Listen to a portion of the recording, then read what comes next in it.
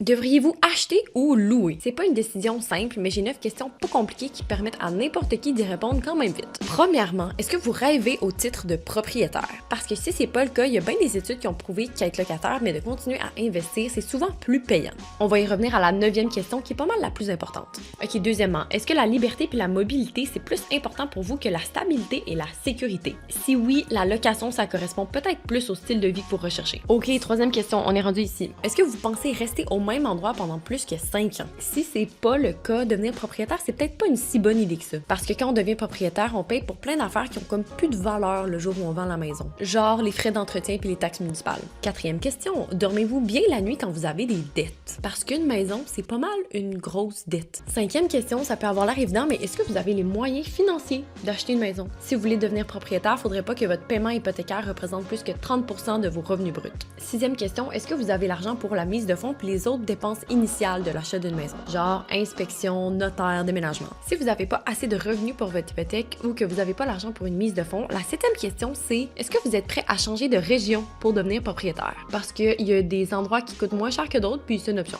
Septième question, est-ce que vous voulez devenir propriétaire pour vous enrichir? Si c'est le cas, faut comme déconstruire cette croyance-là. Puis se rappeler qu'un loyer, c'est le maximum que vous payez pour vous loger, mais une hypothèque, c'est le minimum que vous payez pour vous loger. Puis la neuvième question, qui est pas mal la plus importante, c'est est-ce que vous avez de la misère à résister à la société de consommation? C'est important de se poser la question d'être honnête quand on y répond parce qu'un locataire qui s'enrichit, c'est celui qui économise puis qui investit la différence entre une hypothèque puis son loyer. Pour plus de détails là-dessus, le lien est en bio. C'est tout pour moi. Bye!